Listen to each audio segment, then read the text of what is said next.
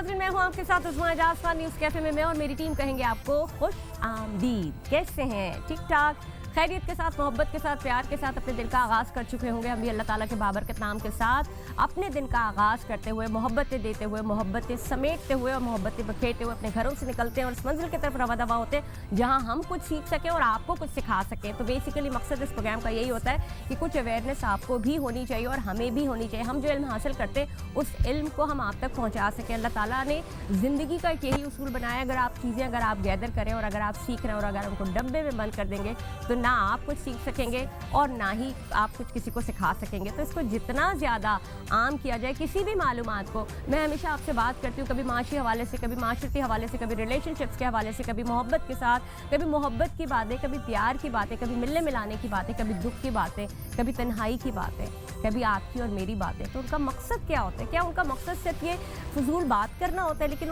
उस बातों के मकसद में सिर्फ और सिर्फ वो सारी चीज़ें होती हैं जिसमें कहीं ना कहीं एक एलिमेंट हो, जिसमें खुशी का एलिमेंट हो, जहाँ पे गम को मुंदमिल करने का एलिमेंट हो। और हम वो लोग होते हैं या आप वो लोग होते हैं जो सुनना चाहते हैं। तो मैं हमेशा आपसे कहती हूँ कि थोड़ा सा टाइम अपने लिए ज़रूर निकाला करें। सुबह जब उठे तो सबसे पहले अपने आप को आईने में देख के अपने बालों को कस लिया करें, नीट कर लिया करें और अल्लाह ताला से कहा करें और अपने आप को देख के कहा करें कि आई एम द बेस्ट। ये मेरा दिन है आज और मैंने इसको भरपूर गुजारना है। और इसी तरह से अपने एनवायरनमेंट को कहा कीजिए कि वी आर द बेस्ट और we should have to be grow. हमने एक साथ मिलकर ग्रो करना है। कैसे ग्रो करना है? अपने एनवायरनमेंट को अच्छा करना है, अपने आसपास के माहौल को अच्छा करना है, अपने रिश्तों को अच्छा करना है। इसमें पानी डालना है, इसमें बीज डालना है, वरना रिश्ते भी मर जाते हैं। बिल्कुल उसी तरह जिस तरह पेड़ और पौधे मर जाते हैं अगर उनकी देखभाल ना की जाए, इस तरह रिश्ते भी मर जाते हैं। तो रिश्तों को मजबूत करने के लिए उनके साथ, उनके ऊपर मेहनत करनी पड़ती है, उनकी देखभाल करनी पड़ती है, उनसे प्यार करना पड़ता है और फिर उसका इजहार करना पड़ता है। आपने देखा होगा लोग कैसे पौधों और पत्तों से बातें करते हैं, फूलों से बातें करते हैं। रिश्ते भी बिल्कुल इसी तरह होते हैं। तो अपने आप को जांचिए, पहचानिए और फिर अपने दिन का आगाज़ कीजिए। तो very happy good morning to all of you. आज के दिन के हवाले से बात भी करेंगे और आज के दिन के हवाले से टॉपिक पे भी बात करेंगे कि आखिर ये एनवायरनमेंट इतना टॉक्सिक क्यों होता चला जा रहा है। जब भी मौसम में तब्दीली आती है या मौसम की तब्दीली का जो बीच का मंजर होता है, जिसको वैसे नॉर्मली हम कहा जाए, मैं इसको ये तो नहीं कहती आलम में बरज़ख, लेकिन ये टाइम ऐसा होता है कि जिसमें आपकी तबीयतें ख़राब हो रही होती है, मौसम बदल रहा होता है। लेकिन इस मौसम के बदलने की जो बीच का जो एक पोर्शन होता है जिसमें दो मौसम मिल रहे होते हैं, इसमें आखिर तबीयतें ख़राब होती क्यों है? इसका एम्बियंस से या फिर माहौल से कितना फ़र्क होता है और ये जो पोल्यूशन होती है ये आपको कितना बीमार करती है, इसी के ऊपर बात करेंगे। लेकिन पहले मैं आपको बताती चलूँ, मेरे साथ मेरे बहुत ही मुअज़्ज़ज़ मेहमान गिरामी जब आते हैं तो ऐसा लगता है मेरे अंदर एक फुर्ती सी आ जाती है। मेरा दिल कर रहा होता है मैं बहुत सारे सवालात उनसे करूँ और बहुत सारी चीज़ें और इल्म उनसे सीखूँ।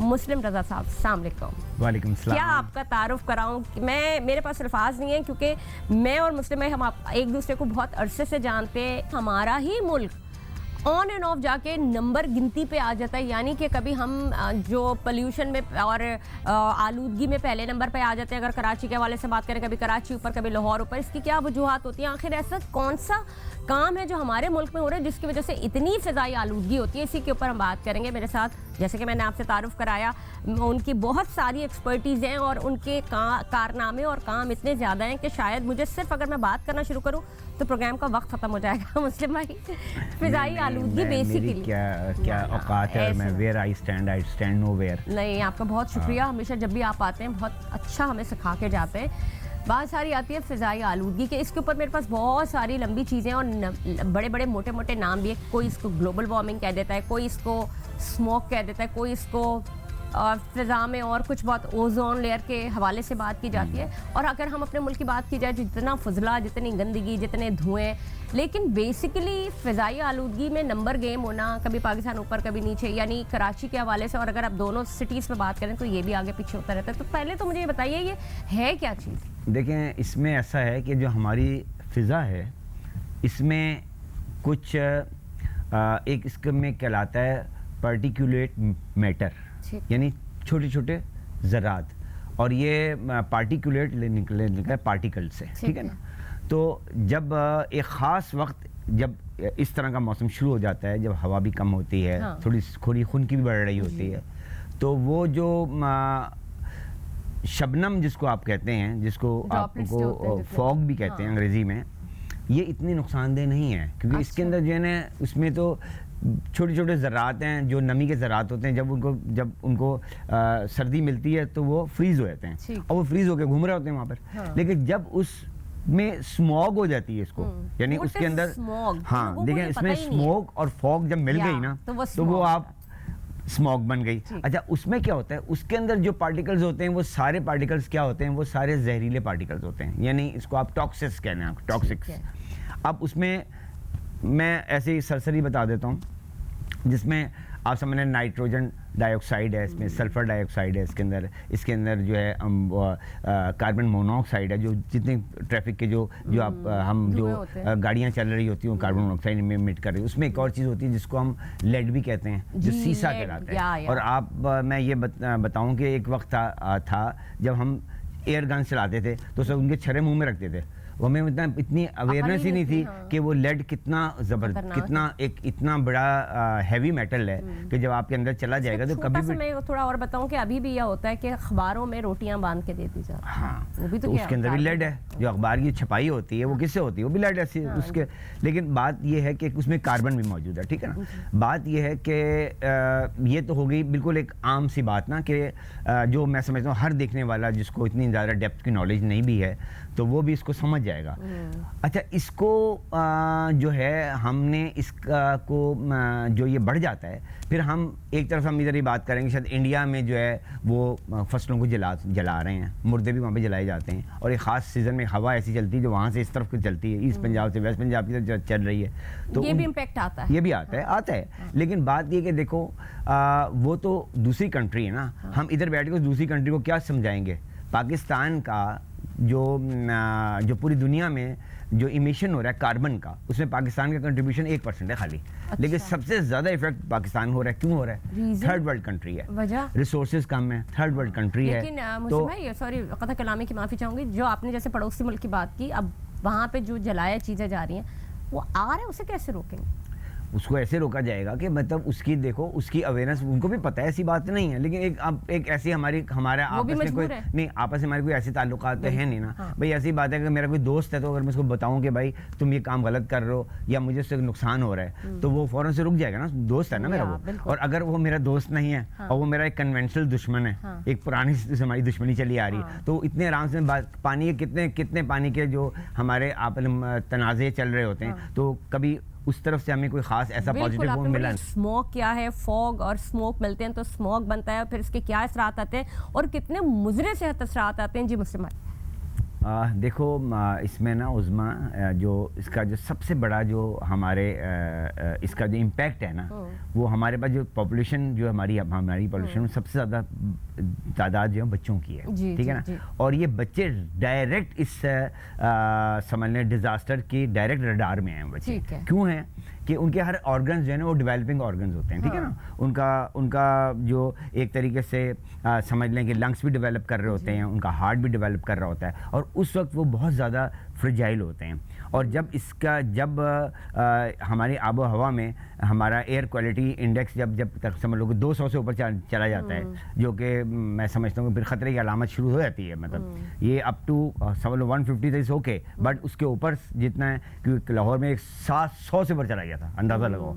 तो अब उनको वो बच्चे एक ऐसी नाजुक हैं, उन बच्चों पर जब उसका इम्पैक्ट आएगा तो उसी वक्त जो उनकी फाउंडेशन बन रही है ना सेहत की, वो तो डिस्ट्रॉय होना शुरू हो गई हैं। और जिस तरह के एरा में हम लोग हैं, एक पूरा पोल्यूशन चारों तरफ हमारे है, तो आज देखो हम लोग जिस वक्त के में हमारी ग्रूमिंग हुई या हम जिसमें ब्रॉटअप हुए इस वक्त में, उसमें इतनी ज़्यादा पोल्यूशन नहीं थी, ठीक है। अब तो बच्चे कम्बैट कर रहे हैं, मतलब एक तो अडल्ट्रेशन को कम्बैट कर रहे हैं, बिल्कुल जो चीज़ों में मिलावट उसको इवन दो जो खा रहे हैं वो इतने इंजेक्टेबल्स वाला है चीज़। एग्जैक्टली, वो जो सारा फास्ट फूड है, ये है वो है। अब ये एक ऐसी चीज़ें हैं कि जिसको आप एकदम ओवरनाइट उसको आप ओवरकम नहीं कर सकते।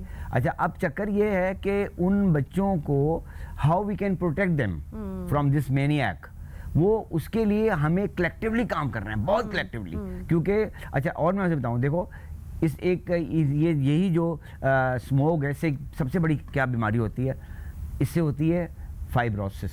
अच्छा, हाँ, फाइब्रोसिस ये क्या चीज़ है? ये क्या है कि जब फिजा के अंदर सारे आपके हैवी मेटल्स घूम रहे हैं, इतनी बड़ी समझो सल्फर डाइऑक्साइड है, इसके अंदर नाइट्रोजन, तो ये सारी गैसेस जो हैं जब आपको के अंदर जा रही हैं, तो आपको सबसे पहले तो आपके लंग्स को जाके वो इफेक्ट कर रही हैं। और लंग्स जब आपकी इफेक्ट होंगे तो मुझे बताओ, जब ब्रीदिंग ही नहीं कर सकेगा इंसान, उसको बच्चे को आयजमा हो जाएगा, उसको एक ऐसी एलर्जी डेवलप हो जाएगी, तो उसकी हेल्थ कहाँ जाएगी उसकी। तो बेसिकली आजमा का भी जो एक मेन रूट कॉज है वो यही है, फिजा में आलूदगी। बिल्कुल है, ये आपको सांस नहीं क्योंकि लेने एलर्जीज है ना, ये सब ये सारी चीजें जो आपको एलर्जी क्रिएट कर रही हैं। ठीक है। अच्छा, ना? ये भी बताइएगा कि नॉर्मली ये होता है कि अगर आप कमरे में हैं, अगर आप जो मौसम चेंज हो रहा होता है, बीच का जो मौसम है, अगर आपका गर्मी है और आपने एसी चलाया हुआ है, कभी कभार आपको एसी की हवा आपको डायरेक्ट लग रही होती है, हाँ। और वो लगती है और आपकी तबीयत खराब होना शुरू, इसकी क्या वजह? देखिए वो तो इसकी ये वजह नहीं है कि उसमें से आपके कोई टॉक्सिक्स नहीं कर रहे होते हैं, ये ऐसी बात नहीं होती। वही होता है कि जब मौसम बदल रहा है,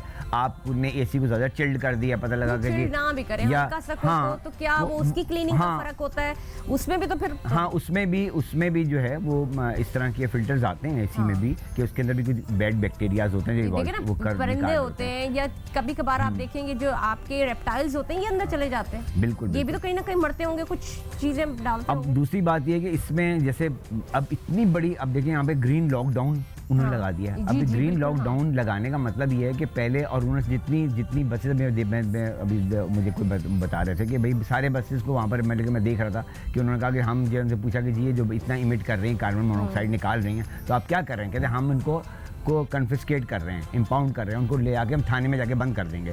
तो मैं उनसे तो ये सवाल पूछता हूँ, और कहा कि उन्होंने जवाब ये दिया कि जब तक ये अपनी बसें सही नहीं करवाएंगे इनको हम रोड पे नहीं आने देंगे। तो भाई क्या वो बसों की मुरम्मत जो है वो थाने के अंदर होगी? मतलब कहाँ वर्कशॉप बनाएंगे थाने में? और कितना बड़ा थाना है, कितना बड़ा थाना होगा, उसमें बड़ी बड़ी बसेस आके खड़ी हो जाएंगी और वहीं पर सारे वो पाने वाने लेके पहुँच जाएंगे। और वो इट इज़ नॉट पॉसिबल। देखो एक चीज़ मैं बताऊँ, you have been to all over the world and I have been to all over the world. क्या होता है वहाँ पर? अमेरिका में क्या होता है, मैं एक जगह बैठा हुआ था एक प्रोग्राम में, तो पता लगा कि जी एकदम वहाँ पे खबर आई कि जी बाहर कॉप आ गया, उसने आके टिकट लगाने शुरू कर दिए। किसी ने गलत कार पार्क कर दी। आप यकीन करो Usma, within no time everybody rush to their cars. क्यों? कि वहाँ पर $50 हमारा $50 चला जाएगा। वही मैं कह रही हूँ, छोटी सी चीज़ है ना, $50 पार्किंग की, इससे भी डरते हैं। आप देखें, ये बहुत बड़ी चीज है, ये छोटी चीज नहीं है। देखें मैं जेल जाना, देखें हम एक आदमी जेल जाना पसंद कर लेगा क्योंकि खाना फ्री मिलता है वहाँ पर जेल में, ठीक है ना, लेकिन पैसा जेब से निकालना तो मैं हमेशा ही कहता हूँ कि देखो इसके लिए हमारे यहाँ कवानीन मौजूद हैं, ठीक है ना। सिर्फ हमें मसला क्या है, उसकी इम्प्लीमेंटेशन नहीं है, यानी उस पर कानून पर इतलाक नहीं है। अगर इतलाक हो जाए, हैवी पेनल्टी हो जाए, मुझे बताओ अगर एक बस वाला को आप 25,000 रुपये आप उस पर फाइन करते हैं, उसके बाद कहते हैं दूसरी दफ़ा तुम्हारे बस हमने सारी पूरे इस सब बड़े जो कॉस्मोपॉलिटन सिटीज़ है ना, लाहौर भी कॉस्मोपॉलिटन बड़ा शहर है, इसमें सारे कैमरेज लगे हुए हैं। आप क्या आप नेकेड आई से देख के बता देंगे 100 मीटर दूर एक बस काला धुआं निकाल रही है, तो कैमरे की तो अब सब उसके रडार में आ जाता है। ग्रीन लॉकडाउन की जो बात हो रही थी, इसी के ऊपर उन्होंने लाहौर गवर्नमेंट जो थी उन्होंने कहा कि जी 8 बजे के बाद कोई तिक्के पार्टी नहीं होगी, कोई बारबेक्यू, चारकोल इस्तेमाल नहीं होगा, जनरेटर नहीं चलेंगे, लोगों का रोजगार छीन रहे हैं, आप उसमें काम नहीं कर रहे हैं। देखिए यही तो मैं बात कर रहा हूँ, और आप पूरी नेशन को जो है कन्फाइंड कर रहे हैं। भाई बच्चों को तो बच्चे तो need to go out of the house. अब मुझे बताएंगे इस वर्टिकल लिविंग है, सब सारी अपार्टमेंट्स ही है ना, अब तो घर तो खत्म होते जा रहे हैं ना इस तरह। वो बच्चे जो बेचारे 2 कमरे 3 कमरे के अपार्टमेंट में रहते हैं, उनको आप कहेंगे जी आप बाहर नहीं निकलें 2-3 दिन के लिए, आप बंद हैं कमरे में, यानी मतलब कर्फ्यू लगा दें आप। तो ये लेकिन ये चूंकि अब इसलिए किया जा रहा है कि इस जो सिचुएशन है वो बड़ी अलार्मिंग हो गई है, जहाँ पे एयर क्वालिटी इंडेक्स 700 से ऊपर पहुंच जाए। और एक बहुत अहम और एक अच्छी बात ये थी कि अगर लाहौर के हवाले से बात की जाए तो जो मरियम नवाज है उन्होंने एक ग्रीन फोर्स बनाने की तालीमी इदारों में हिदायत की। अब ये ग्रीन फोर्स है क्या चीज़, तालीमी इदारों में इसकी ज़रूरत क्यों पड़ गई है, और इसका क़याम किस हद तक मुमकिन रहा, और इसके असरात क्या होंगे, ये बताएंगे मुस्लिम भाई। मैं सबसे पहले तो ये बताऊं कि मैंने तकरीबन आज से 4 साल पहले एक स्कूल की चेन है यहाँ पर, हैप्पी होम स्कूल की, उसमें मैंने यही ग्रीन फोर्स का कॉन्सेप्ट दिया। और मैं आई मस्ट से कि मैं किसी काम में देखो इंडिविजुअल का कोई किरदार नहीं होता, ये टीम वर्क होता है, ठीक है ना। आज उन्होंने अगर वहाँ पे चीफ मिनिस्टर ने ये कहा है कि अब इसकी इतनी ज़्यादा ज़रूरत महसूस क्यों कर रहे हैं, वो क्यों महसूस इसलिए कर रहे हैं कि उनको चाहिए ग्रास रूट लेवल से बच्चों में अवेयरनेस डेवलप हो जाए। देखो बच्चे एक बहुत बड़ी फोर्स है हमारे मुल्क के, बहुत बड़ी, क्योंकि ये एक नॉन कन्वेंशनल आर्मी है हमारी है, बिल्कुल ठीक है ना, एक ऐसी आर्मी है जिसने वर्दी नहीं पहनी हुई कर रहे हैं ना। हाँ, लेकिन वो ऐसी फोर्स है कि जो इसका मैं एक छोटा सी मिसाल आपको बताऊँ कि मैं एक NGO के साथ काम कर रहा था और हम वहाँ पे किचन गार्डन बना रहे थे, ठीक है। तो किचन गार्डन में हमें बालू मिट्टी का एक पूरा 2 हमें बालू मिट्टी के वो चाहिए थे, समझ लो कि कंटेनर्स बड़े, जिसके अंदर एक कंटेनर में 500 क्यूबिक फीट बालू मिट्टी होती है। तो हमारे पास वहाँ पे 250 या 300 बच्चे थे, हर बच्चे ने एक किलो मिट्टी 1 क्यूबिक फीट की मिट्टी उठाई और जाके अपने एनक्लोजर में डाल दी, और हम बगैर किसी लेबर के, बगैर किसी के, और they enjoyed over there in that activity, they enjoyed. और देखिए बच्चे तो बचपन से मिट्टी के शौकीन, ये देखो ना, हाँ नहीं बात ये है कि बच्चे इतने एनर्जेटिक होते हैं माशाल्लाह, बच्चे सबसे बड़े प्रैग्मेटिक होते हैं, उनमें किसी किस्म की मुनाफकत नहीं होती। तो ये वो बच्चे हैं, और जब इन बच्चों को हम यहाँ से ग्रूम करते हैं ना, तो वो बच्चे फिर वैसे बच्चे बन जाते हैं जो अमेरिका से आने वाला हर बच्चा जो है वो आप उसको चिप्स खाएगा तो कहेगा मैं रैपर हाथ में लेके घूमता रहेगा, जब तक उसको कोई डस्टबिन नहीं मिलेगा वो उसको हाथ से छोड़ेगा नहीं, क्योंकि वो उनकी ग्रूमिंग हुई है ग्रास रूट लेवल से। तो जब ये प्रोजेक्ट जो आज मुझे खुशी हुई है, क्योंकि देखें अच्छा काम कहीं से भी कोई पिक करे और उसको आगे बढ़ाए, तो हमें ज़रूर उसको अप्रिशिएट करना चाहिए। और फिर ये कि उसका पार्ट बनने, उससे कुछ सीखो बिल्कुल, ना। बिल्कुल, पानी, अब जैसे आपने पानी की जब हम बात कर रहे थे कि समंदर कितना गंदा, लोग कचरा डालते हैं, अब किस किस चीज़ को देखें आप? देखिए बात यह है कि इसमें मैं हमेशा कभी मायूस नहीं होता, हमेशा हर जगह पे, हर प्लेटफॉर्म पे बात कहता हूँ कि एक ज़माना था कि जब मैं इस ज़माने के उस वक्त मैं जब भी बात करता था कि जी हमें ग्लोबल वार्मिंग से बचना है, हमें जो है इन्वायरमेंट को सही रखना है, तो हंसते थे लोग, कहते पता नहीं कैसी बातें कर रहे हैं। हाँ। अब उनको पता नहीं होता था। हाँ। तो मैं उनसे यही बात ही कहता था कि भाई, और वो ये भी कहते थे कि जैसे पता है कि आप तुम भी मीडिया की हो और मुझे भी एक अरसा हुआ है मीडिया से वाबस्तगी उसके साथ, तो वहाँ पर लोग सोशल कमर्शियल वैल्यू प्रोजेक्ट्स की तरफ आते हैं। तो मेरा एक बड़ा अच्छा प्रोजेक्ट था ग्रो योर ओन फूड, उसमें लोग कहते थे, अब मुझे एक बहुत बड़ा चैनल मुझे कहता है कि मुस्लिम भाई your project is a social value project and we always go for a commercial value project. तो मैंने उनको उस वक्त ही कहा था, आज से तकरीबन 15-16 साल पहले, कि इसी दुनिया में इंशाल्लाह वो वक्त भी आएगा, आप भी हैं, मैं भी इधर हैं, कि only social value project will be having a considered as a commercial value project। इसी को अगर हम थोड़ा सा और एलाबरेट करें, हम बात पोल्यूशन की और स्मॉग, मुझे एक बात बताएं, ये जो प्लास्टिक जलाया जाता है, हाँ, इसका जो फुजला और जो इसका धुआं होता है, क्योंकि 8वें नंबर पर आ गया पाकिस्तान। भाई बात ये है कि देखें, जलाना, कोई चीज़ भी जलेगी ना, हाँ, ये याद रखो एक चीज़ को, जो जलेगी तो वो प्रोड्यूस क्या करेगी? कार्बन प्रोड्यूस कर रही है ना, और कार्बन जो प्रोड्यूस कर रही है तो वही आपके आबो हवा में कार्बन घूम रही है। तो जलाने का तो कंसेप्ट कहीं है ही नहीं ना, जलाना तो है ही नहीं। हाँ, वो प्लास्टिक को रिसाइकिल अप करें, लेकिन फैक्ट्री में करें विद अकॉर्डिंग टू ऑल में जो उसकी प्रिकॉशनरी मेजर्स के साथ करें, जो उनकी अपनी मशीन्स होती हैं, उसमें कोई ऐसी चीज़ नहीं। मतलब अब उसकी जगह भी एक अलग मखसूस होने, हाँ, मखसूस है, फैक्ट्री होगी ना। इसी की बात को अगर मैं थोड़ा सा और करूँ, ये तो वो चीज़ें जो आप बाहर हो रही हैं। घरों में पहले माइक्रोवेव का प्रचार किया गया, अब उसको देखो, उसको रोक दिया, उसमें भी प्लास्टिक का बर्तन अगर जा रहा है, हाँ, वो रेज आ रही है। नहीं, अब मैं इसकी थोड़ा बता दूं आपको। देखो, दुनिया में ये एक डायलेक्टिक प्रोसेस होता है दुनिया का, कि देखो आज हम एक चीज कर रहे हैं, कुछ अरसे बाद हमें उसके रिजल्ट्स मिलते हैं। हाँ, आज जापान ने अपने यहाँ से एलिमिनेट कर दिया माइक्रोवेव। अब नहीं बना रहे माइक्रोवेव जापान, क्यों नहीं बना रहे? उनको पता है कि भाई इसके हैजर्डस इसी तरह से एयर फ्रायर के ऊपर वो यूं ले गए। हाँ, उसको बिल्कुल उन्होंने कहा कि एयर फ्रायर ना करो। तो ये तो देखो, ये पार्ट ऑफ द गेम है। देसी घी को जब ये अर्ली 80s या लेट 70s की बात है जो हमने पढ़ा है, बुरा बुरा बुरा बुरा बुरा वनस्पति लिया ऑयल, अब वापस, और उसको उन्होंने नाम क्या रखा है ना नया, जो गोरे ने क्लैरिफाइंग इस तरह करके कुछ ना, वो देसी घी को, देसी घी की प्रमोशन। आप मुझे एक बात बताएं कि हम इंसान समझ ही नहीं पा रहा होता कि करें नहीं। ये देखो ये चीज़ मैं बता दूं कि कुछ ऐसी चीज़ें, देसी घी तो ऑर्गेनिक है ना, बिल्कुल ऑर्गेनिक है, उसमें तो कोई चीज़ ही नहीं है, उसमें ना तो कोई प्रिजर्वेटिव है, उसमें कोई, तो उसका इम्पैक्ट अब तो बहुत से डॉक्टर्स जो खुद ही कहते हैं कि इंस्टेड ऑफ गोइंग ऑयल पे आप देसी घी पे जाएं आप, वो आपको कोलेस्ट्रॉल लेवल आपका ख़राब नहीं करेगा। और वो तो ये दुनिया में देखो बहुत सी चीज़ें जो हैं जो रिवील होती हैं और खत्म हो जाती हैं। और ये बॉडी का, इंसान का एक सिस्टम भी है ना, जो चर्बी आप, जिस चर्बी से, जिस चीज़ से घी बन रहा है, वो आपके एनिमल से जो अगर जो भी घी आ रहा है, तो वो उस बॉडी टेम्परेचर का है, चाहे सर्दी है चाहे गर्मी है, वो आपको मेंटेन रखेगा। M R right? प्रोसेस नहीं है। हाँ। जबकि हम जो चीज बाहर से उठा रहे हैं, अब ये सारी चीजें जो कसाफतें, ये भी तो बॉडी पोल्यूशन है ना। भाई बात ये है कि जो चीज भी नेचुरल वे में फॉर्म हो रही है ना, हाँ, वो नुकसान नहीं पहुंचाएगी नेचुरल वे में, ठीक है ना, जिसको ऑर्गेनिक हम कहते हैं ना, हाँ, ठीक है ना। अगर हम ऑर्गेनिक से हटते हैं, अब देखो तुम भी you been to all over the world जाती रहती हो, कि वहाँ बड़े बड़े ऑर्गेनिक स्टोर्स हैं, कितनी महंगी We हैं are also doing the work, like आपको पता है हम ऑर्गेनिक मुझे याद है पूरा फार्म हाउस ऑर्गेनिक उस पे रहा। तो ये चीज़ें हैं, लेकिन अब क्या है कि हमें जो शऊर की बेदारी बहुत ज़रूरी है, जो मैं बार बार हर प्लेटफॉर्म पे कहता हूँ, और इसके लिए लोगों को उठना है, उनको अपना ड्यू शेयर डालना है इसमें। जैसे मैं ये कहता हूँ कि जैसे यही ग्रीन फोर्सी की बात मैं कर रहा हूँ, तो जब ये आज से 5 साल पहले मैंने ये आइडिया डिस्कस किया जाके हैप्पी होम स्कूल्स पे, तो वहाँ पे मिसेस निज़ामी हैं, उन्होंने जब मुझसे उनसे बात हुई तो उन्होंने कहा नहीं, इसको बिल्कुल प्रमोट करना है। और अब उन्होंने क्या किया कि अभी मुझे उन्होंने कहा कि अब हम अपने स्कूल में किचन गार्डनिंग का भी सिस्टम करेंगे। हर फ्राइडे को will be calling mother's house wife, क्योंकि वजह क्या है कि इस हाउस वाइफ बहुत मुश्किलात में है। इसकी वजह ये कि उनके हस्बैंड ने उनको बजट दे दिया कि भाई इतना बजट है, पूरा महीना चलाओ इसको। अब कहाँ से कूप अप करेंगे, इतनी वेजिटेबल्स महंगी हो गई हैं। और एक मैं बताऊँ, वर्ल्ड हेल्थ ऑर्गेनाइजेशन सेज कि every person should consume at least 300 grams of vegetable daily. अगर आप वो नहीं कंज्यूम करेंगे तो आप मेल न्यूट्रिशन के शिकार हो जाएंगे। मुस्लिम भाई, क्या ये पॉसिबिलिटी होती है, अब लोग इतने छोटे छोटे घरों में रह रहे होते हैं, अपार्टमेंट्स में रह रहे होते हैं, तो किचन के पास कोई ऐसी स्पेस दे दी जाए नई उसमें कि जो कच्चे की जगह हो? एक मैं मिसाल बता रही हूं। मैं तुम्हारा साथ, हाँ देखो बात ये है कि इस वक्त जो है ना, जितनी ग्रोथ हो रही है ना, वो हो रही है वर्टिकल ग्रोथ, हॉरिजॉन्टल ग्रोथ खत्म होती जा रही है, ठीक है ना, पूरी दुनिया में।